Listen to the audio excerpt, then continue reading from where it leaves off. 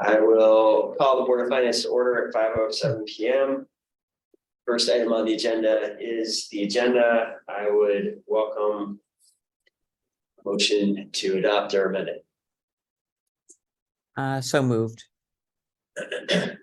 Okay, motion to adopt and seconded by Councilor McGee. Any discussion? Seeing none, we'll go to a vote. All those in favor of the motion, please say aye. Aye. Aye. Aye. Any opposed? Our agenda is adopted. That brings us to the public forum, and I'm not seeing anyone in the room that I believe is signed up for the public forum. Do we have anyone online? Rich? No. I don't believe we have anyone online, so we will close the public forum and we'll move to the consent agenda, which has some grant acceptance and three parks items.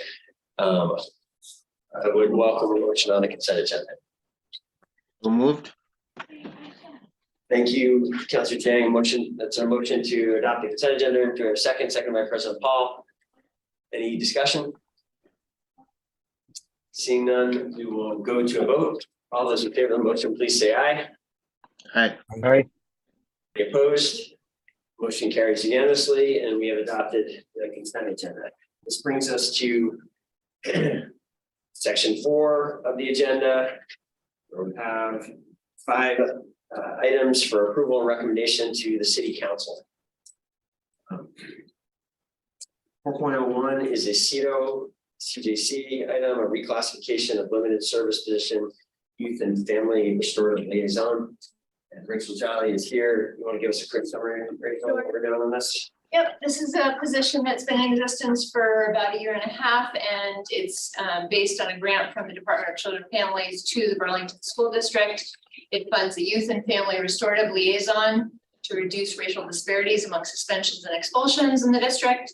And after the first half a year, we had better understanding. This was a brand new position. We had better understanding of what the position involves. So we rewrote the job description so it's more accurate. So this is a reclassification to bring that job description up to, up to grade where it includes the responsibilities that it actually, holds.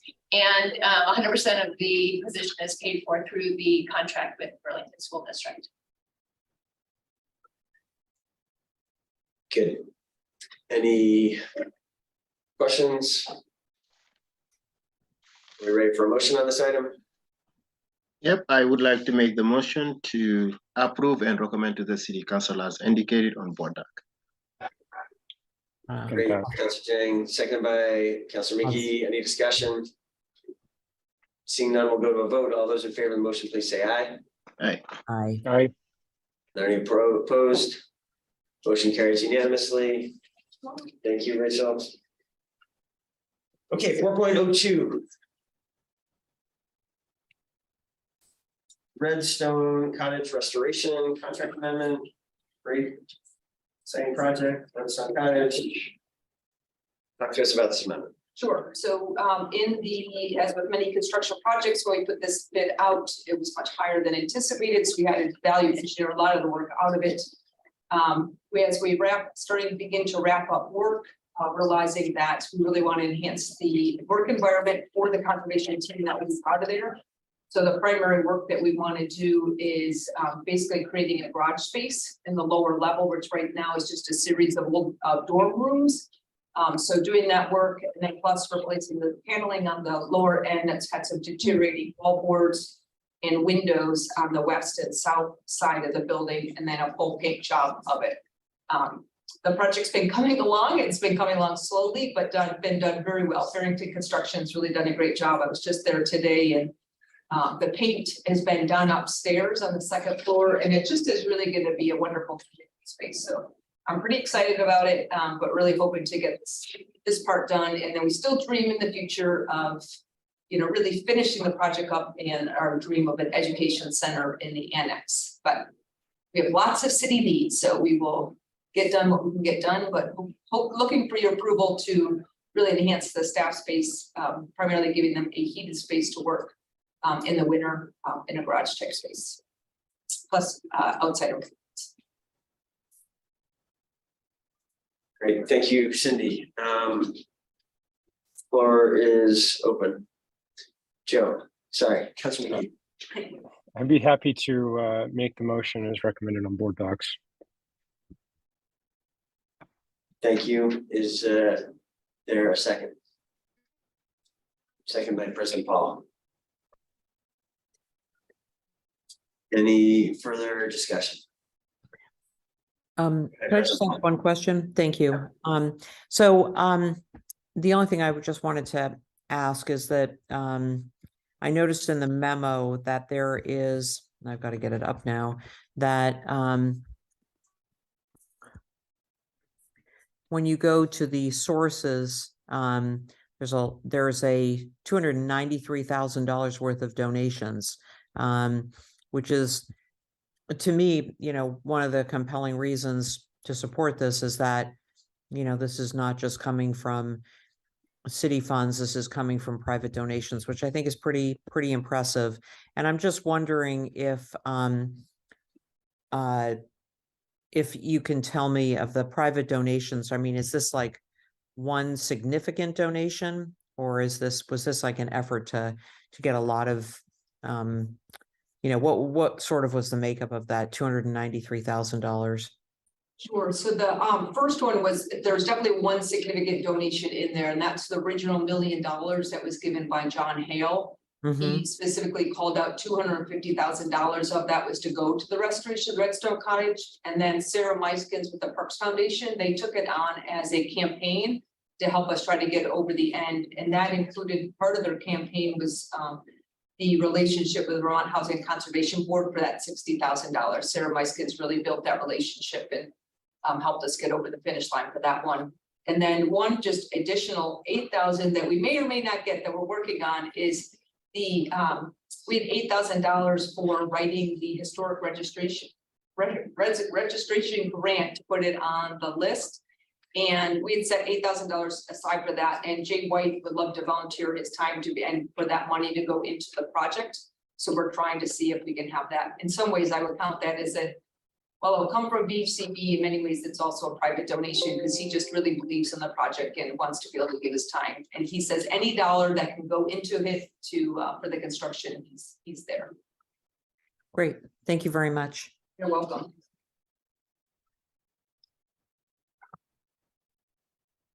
Okay, any further discussion? Seeing none, we will go to, we have a motion in a second, right? So we will go to vote. All those in favor of the motion, please say aye. Aye. Aye. Any opposed? Motion carries unanimously. Great, thank you. Thank you, Cindy. Thanks for the hard work on this. 4.03, reclassification of a payroll administrator 1 to payroll administrator 2. It's clerk treasurer HR item. Catherine, do you want to say anything about this, or? I'll start, and then I will kick it over to HR Director Durfee because we maybe should have reordered these items. Because as we'll see next, we're hoping that payroll will be moving shortly to HR. We are fortunate that we have really talented staff running our payroll department. Payroll is one of those underrated but incredibly difficult tasks that we have chosen to do internally. But every year or every several years when we do contract negotiations, especially, we add a lot of complexity to the jobs of our payroll staff, and we've had a lot of turnover there.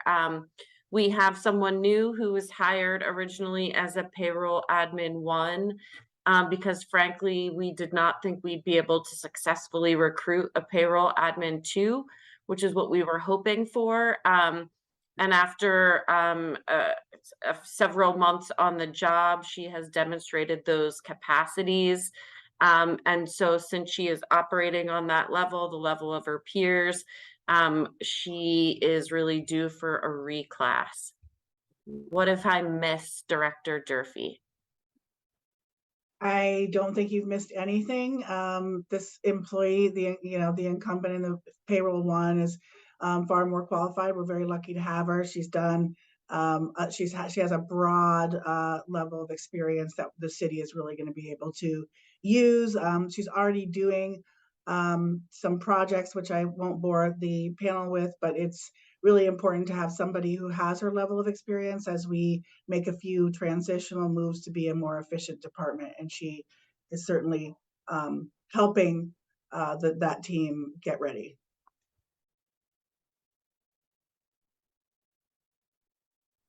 Great. How would the board like to proceed? Are we ready for a motion on this item? Councilor Jang. Yep, I have a couple of questions, and the first one is to understand the mechanism of employees getting paid. Do they complete like a time card on a bi-weekly basis? How does it work? Well, I'm glad you asked. So there are two classes of employees. There's two payroll runs. One is a weekly payroll run, one is a bi-weekly payroll run, depending on your classification as an employee. So we basically run payroll all the time, every week. The mechanism we use currently, there's a time and attendance system. We have successfully, in the last month, brought everybody aboard to use that time and attendance system with the help of Scott. We're using a kiosk. Prior, probably just a month ago, there were paper time cards. Lori Thompson, payroll manager, has managed to get everybody on board except for a handful of employees. And then we use that for time and attendance, and New World to actually do the, some of the processing. Our hope is to, through special projects, move this to a more efficient process. And thank you. And I think the other question is specific to, even if you are a salary employee, you will need to complete that time of attendance that you call, right? That's correct. Okay, wonderful. All right, and also my other question is about moving payroll from CFOs, to HR. I did not understand, the reasoning behind it. Can someone explain it in details? That's the next item. We have another item, 4.04, which we'll discuss that in detail. Okay, thank you.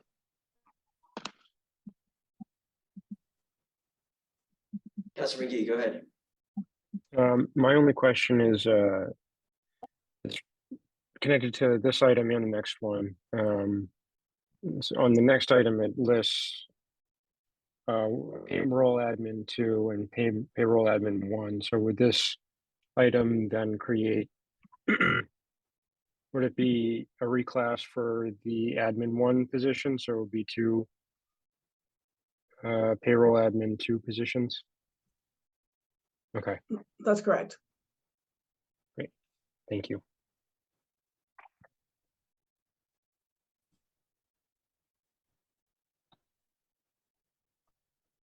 President Paul. Thank you. Could I just ask, Catherine, you had sort of said at the beginning that maybe the ordering wasn't the best here. Do you want to do the reorg first? It seems like some of the questions sort of go from one to the other, so perhaps. It doesn't matter. Yes, I'm happy to speak to that now, and then we can, if that's amenable to everyone, and then we can sort out the motions as we go. Is that amenable to the board? It's fine with me. Yep. Great. So the move of payroll, you'll see, it's my understanding that long ago, as many things I'm learning in the city, it's just like riding a merry-go-round. What goes around sort of comes around, and that payroll at one point already was in HR, because I went to the mayor, he's like, we did this before. But why we want to do it now is for a couple of reasons. One is because there is a general move, not only in government, but across industries, because payroll is very much split between finance and HR. And if you talk to people in any kind of industry, you can get a strong opinion, but it's basically split half and half where that's located, in the finance department or in HR, because there's good reasons to put it in either one. The trend now is moving it towards HR because we're in a time when we really need employees to be better supported. We're looking towards ensuring that employees, from the time that they first interact with HR, from the time of hire or recruitment through termination, have a consistent, excellent experience.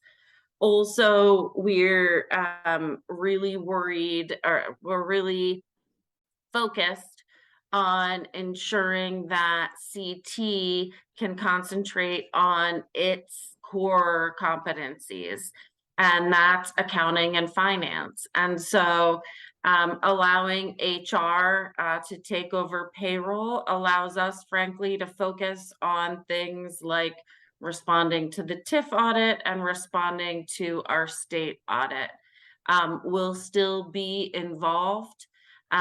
Will still provide all of the same oversight, and it will not in any way affect the audit capabilities or the audit function of payroll.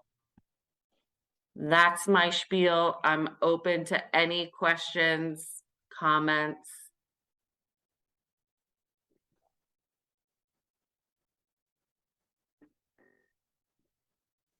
I'm going to also add to that, just for the board's awareness.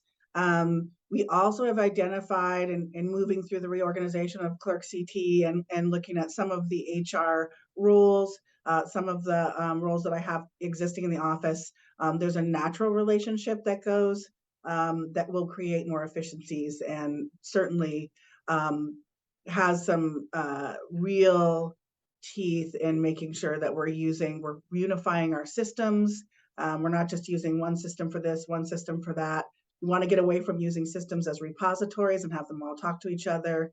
And I have a lot of experience in that realm, and hope to really take the department into a place where, together with Lori Thompson, where it can really be, we got rid of the paper time cards in less than 30 days. So we're really hopeful.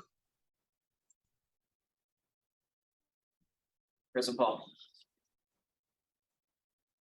You're on mute. Thank you.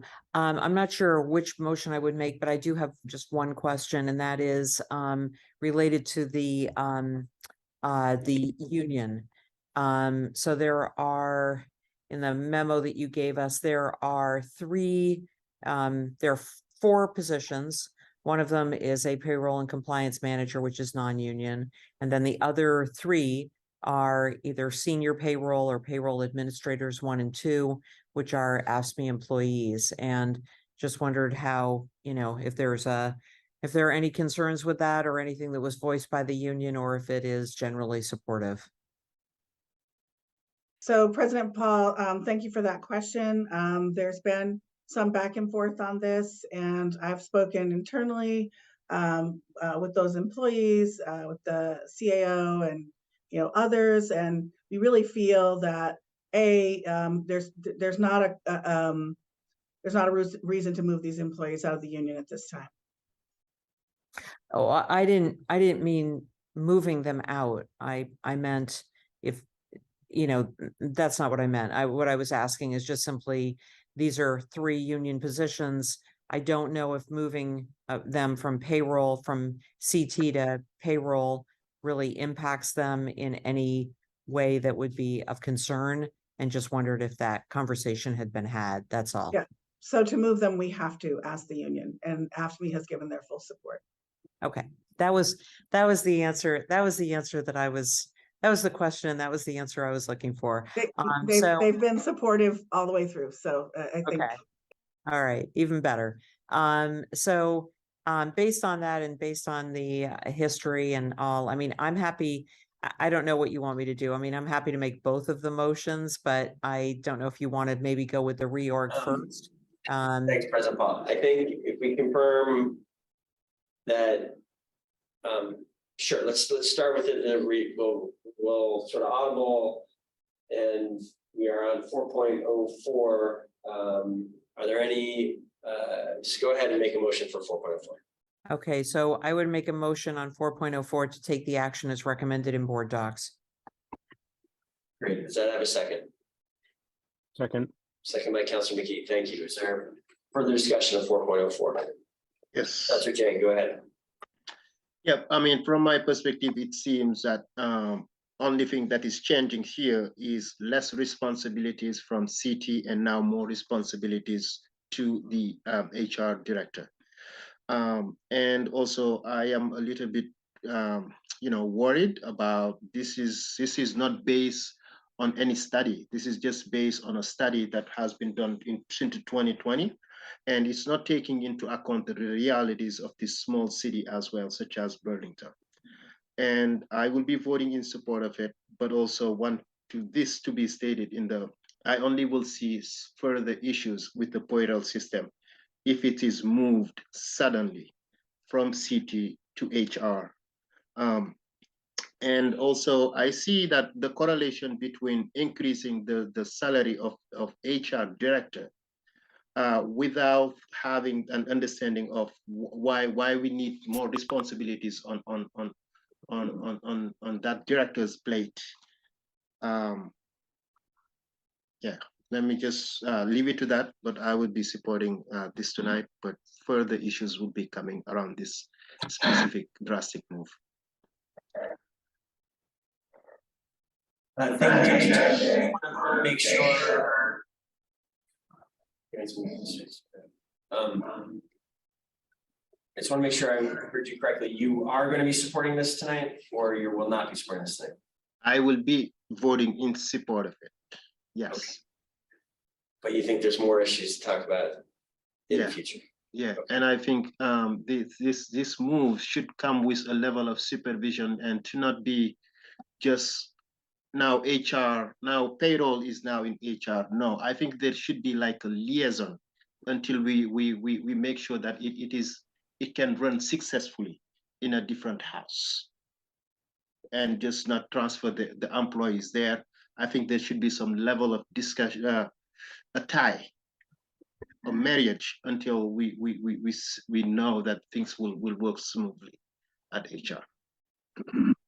But we'll be supporting it. And okay. All right. Thank you, Councilor Jang. Any further discussion of item 4.04?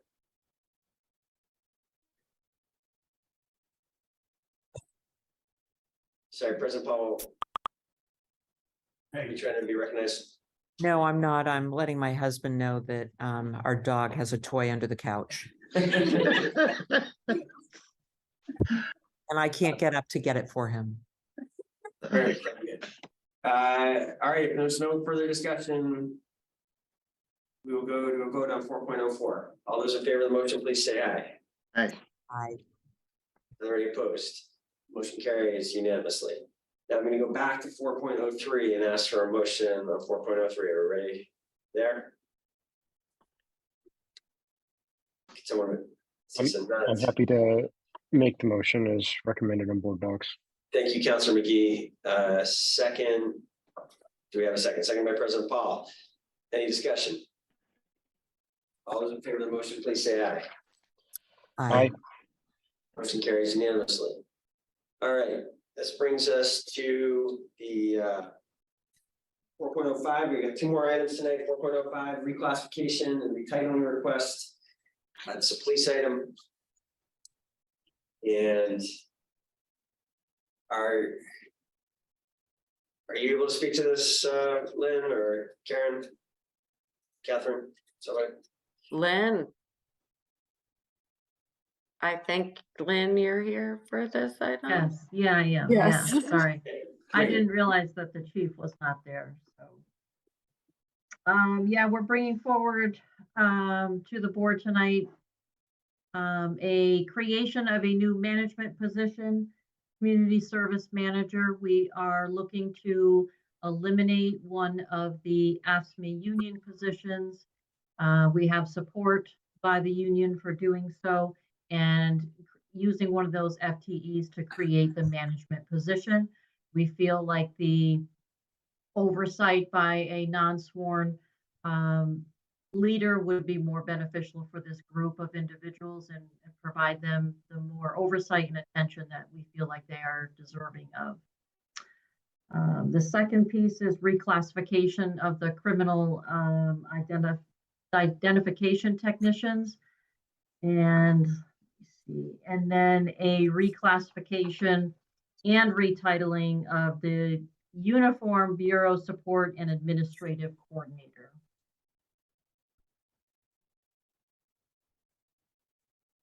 Great. Thank you, Lynn. The floor is open for discussion or motion.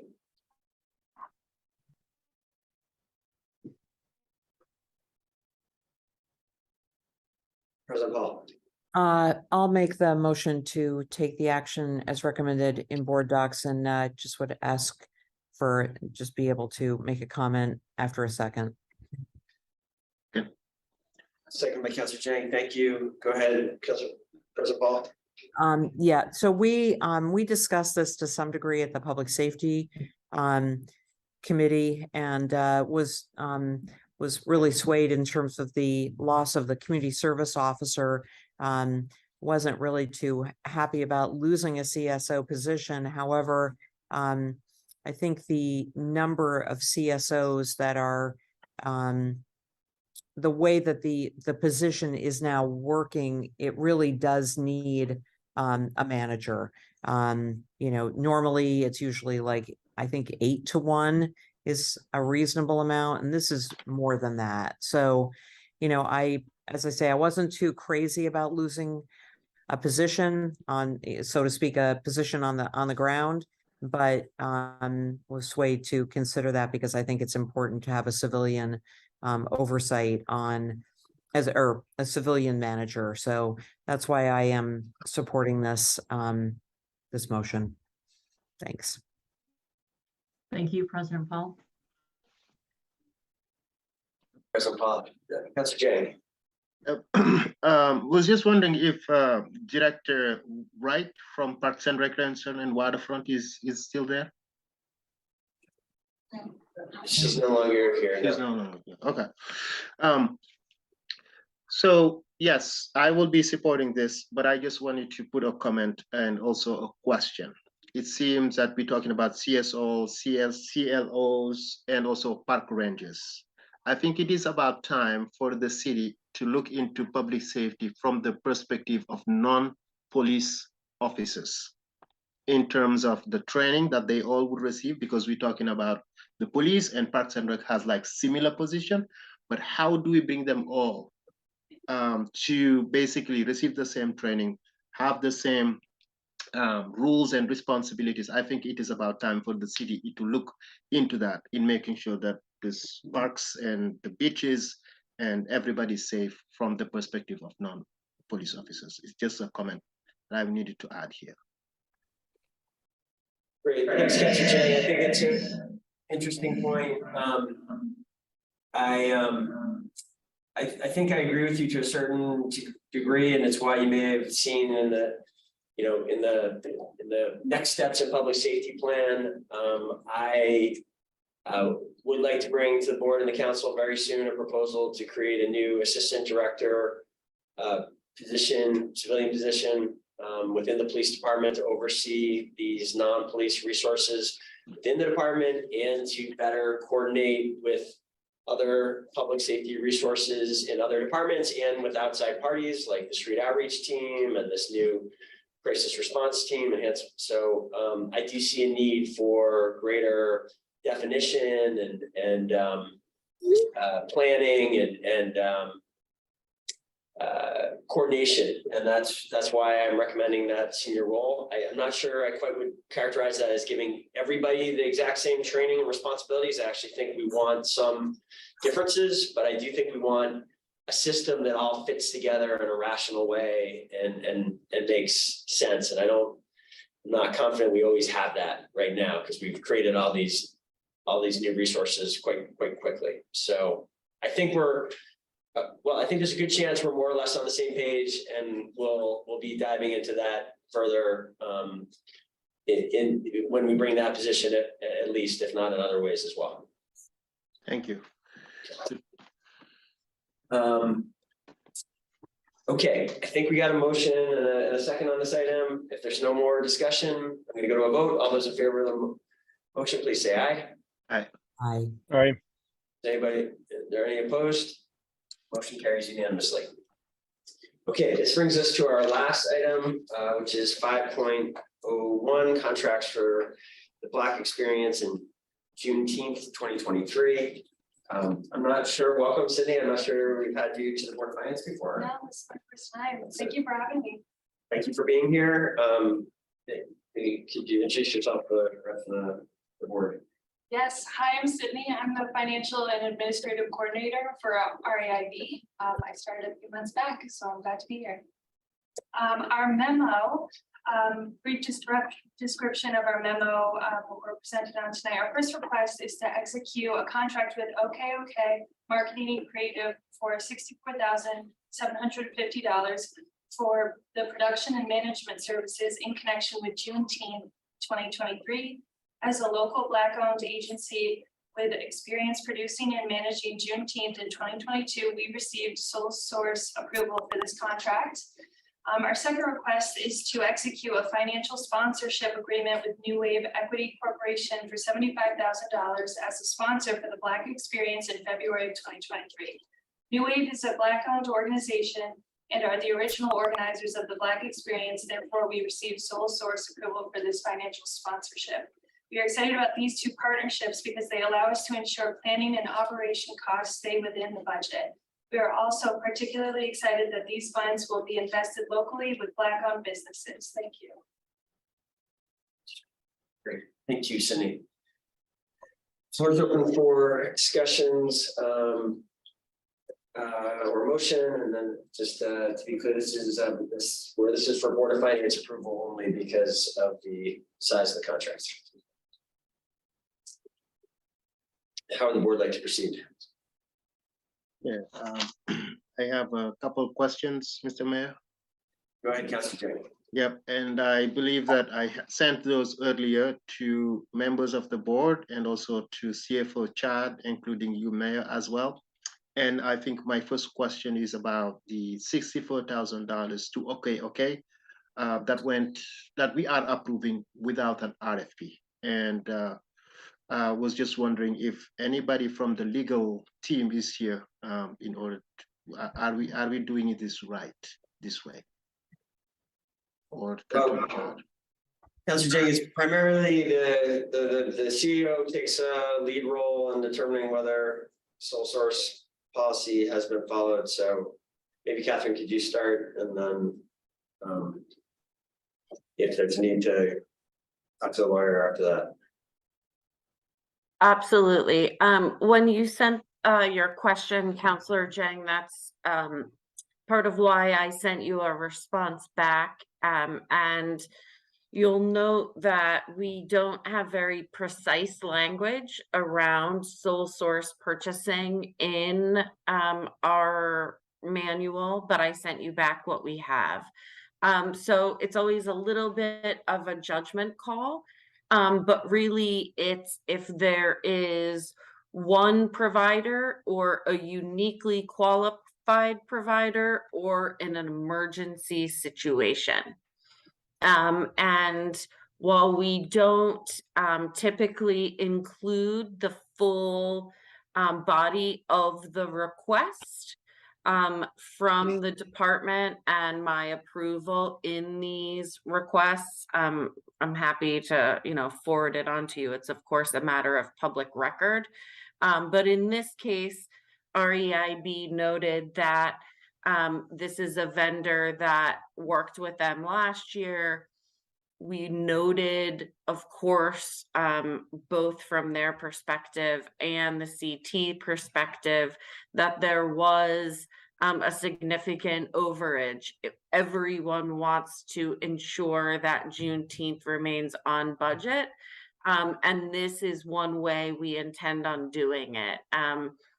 While I can understand there may be some concern about using some of the same vendors, engaging local vendors and ensuring that we engage them early with a good plan is part of the REIB team's strategy to ensure that we stay on budget or even come in under budget. Yep, I mean, my concern is just that I think our policies made it very clear that anything over $50,000 will need an RFP sent out. And this, it seems we're talking about 64,000. I just want some level of clarity as, is this going to be an ongoing thing, or I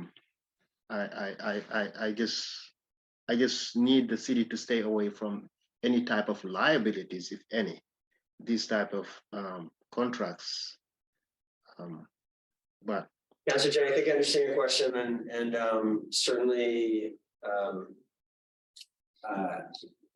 you're not, by approving this contract, we're not committing to this for future years beyond this. I think that, so, you know, that's not being decided tonight, whether I think it's certainly possible that if things go well again this year, that we might want to use these vendors in the future, but there's certainly no commitment in tonight's approval. So, okay. you know, that's it. Wonderful. Yes, and I think this memo also, it's bringing two different basically contracts, and the second one with new waiver. I mean, I believe that the city need to outline a very clear memorandum of understanding, because for those of us who recall, last year there was some issues and the city ended up paying, you know, to solve that problem. And people like me and Pat, we spend a lot of time trying to solve this issue. But I think Catherine Chad very quickly but I'm just asking, if we are going to contract with them or just support them 75,000, the city is not liable. This is their organization. This is their event. We're just supporting it to make it very clear so that their subcontractors will not come back to the city trying to receive some compensation. It's just a request that I'm respectfully putting forward.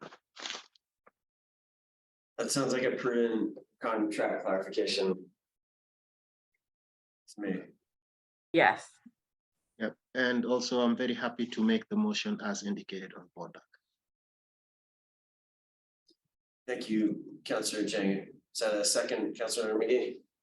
It is, okay. Yep. For further discussion? President Paul.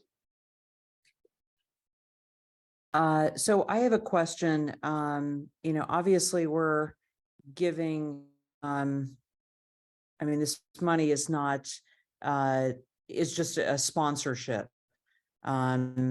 Is in terms of New Wave. Is this the same event last year that was held at the Flynn?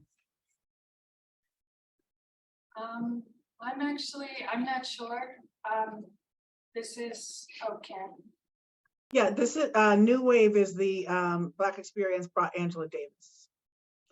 Yep. So they were the ones who contracted and brought that's the event that they were they oversaw, and they were responsible for a number of other you know, everything around that project. They sort of pushed forward. You know, they did some marketing, they did some they brought her here.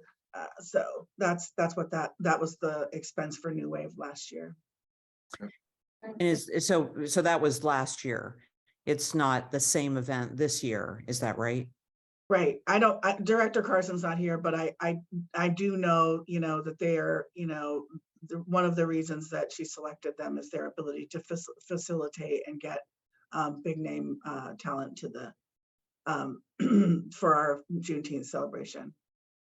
Okay, all right. So it's not the same event. It's just it's the name of the event is the same, of course, just like any event, but the event itself is not the same. Okay, all right. Thank you. Yep, Mr. Mayor, can I? Yes, Councilor Jang. Yep, and I think Councillor Paul, that is also a great point, because two things. One, I am a person of color, and I do not think that these events are contributing meaningfully to my well-being or the well-being of people that look like me. They have no definite real meaning. And at the same time, we having similar events in the year at least 3 times. And you think about it, the Multicultural Center is bringing big speakers in the city of Burlington. New Wave is a new organization, or at least starting to contract with the city, is bringing new speakers here. REIB itself is doing exactly the same thing. But let's think about it, how that is changing the lives and well-being of people of color. Celebration is great, celebration is perfect, celebration is needed. But it seems we are increasingly receiving requests to support these type of events. I think the city need to look to have like a comprehensive approach about Juneteenth. $400,000 or more was spent last year. We don't even know exactly how much we supporting bringing like Patrick Brown and his work. I think investing in the well-being of people of color that live here, so these resources can go directly to them, I think is a way that we need to go in order, instead of just bringing speakers who will inspire you for 1 day, 2 days, and then your life become to what it was. People need really definitely the support, and I think let's think about it that way as we move forward. But thank you.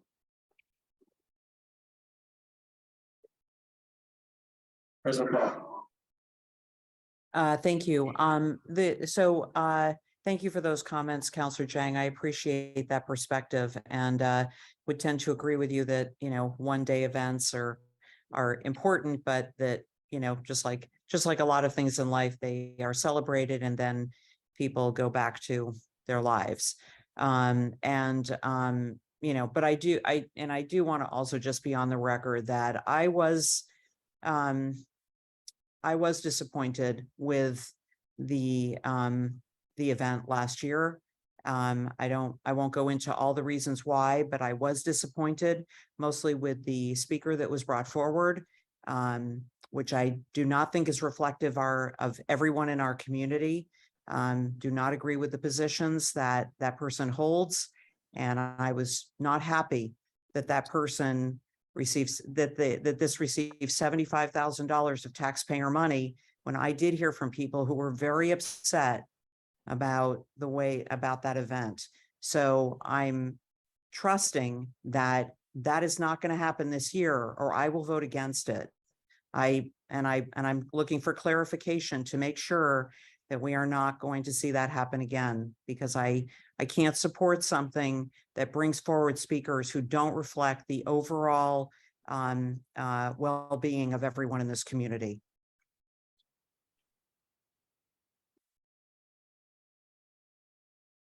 Does anyone know the answer to that question of what is the plan for the speaker for this year?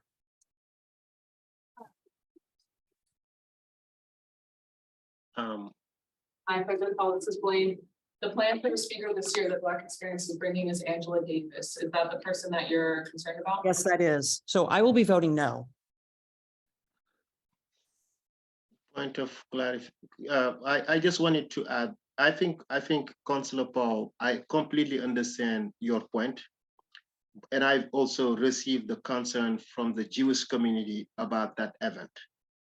But also to clarify that it was another person who was supposed to be, but it was not specifically Angela Davis. But it was another speaker that did not make it. Maybe Blaine is what Blaine is trying to. I believe that other speaker was Toni Morrison. Yes. Council Paul, I think there is some confusion on who you're referencing. and I don't want to contradict you, it may not be Angela Davis, but it may be some confusion on someone else that they thought they were bringing for the event last year, who wasn't actually the person being brought. But I'll give you clarity on that. Unless I don't know. I don't honestly know what happened. All I know is that I received a number of phone calls from people who were pretty upset. And I'm just trying to understand what happened last year and to make sure that it doesn't happen again. I just don't know what the circumstances were. I wasn't in town that weekend and I admittedly did not follow it closely enough. so I'll get you some clarity on that probably in the next few minutes. And I do remember that Counselor Paul, the emails that received was about Tony I'm Morrison. sorry, I can't hear the person who's speaking right now. I can remember, I believe, like the speaker that was supposed to come through the hip hop museum was Toni Morrison, that was supposed to receive an award through the hip hop museum. And I ended up speaking to the organizer to let them know of how upset the community was, and they ended up not having her. so just for clarity here, I think, should I? I'm not sure it's Toni Morrison, but Representative Alice Walker. I think it was Oh, Toni Alice, Morrison. oh, sorry, Alice Walker. Alice Walker. So, okay, wait a second. What we're voting on tonight, is it for money that would be supporting an upcoming event on February 26th? Yeah, I can clarify it. So what we're voting on tonight is there's on February 25th, there's an event that will be bringing a speaker. That speaker is not the same speaker that maybe you're referencing, Counselor Paul. So I think there will be no conflict in the way that there was last time. Alice Walker is the person that was recognized through another Juneteenth event, and that we have since taken in public feedback and like ameliorated that part of things, but that person is no longer kind of irrelevant at this year's programming. Okay, I mean, I was not here when the event was held, and I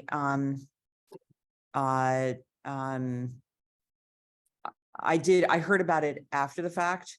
I just want to be on the record that I do not support using taxpayer money to pay for speakers to come to this community who are not reflective of the needs and concerns of the entire community.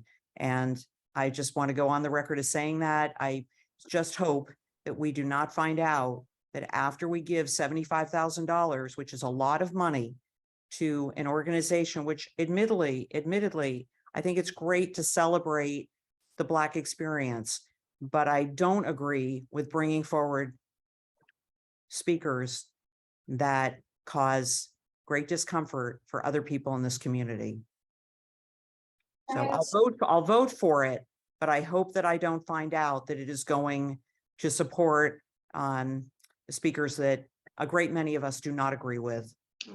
And just to clarify, Angela Davis is one that you don't agree with, the community doesn't agree with, just so that we're clear.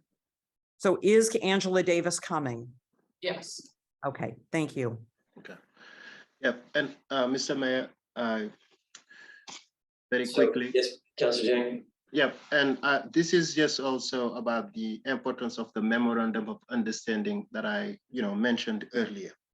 Giving them the money, I think we need to outline a couple of points to not bring some type of speakers that will hurt some members of the society, and also their subcontractors are not reliable to the city, but to the organizers. I think those type of things need to be outlined, if possible, by REIB. Okay. All right, so I think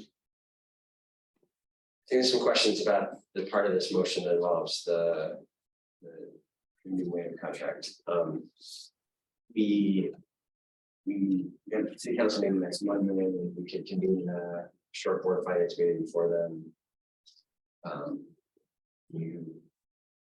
Given the level of kind of uncertainty and concern, that would be my preferred route. And I'm supposed to have a vote on that piece tonight. Do you think that can be handled without? I mean, I see that the date's coming up quite soon here, but. Does that cause issues with? We have to draft up the MOU so we can move to next week. Okay, great. So,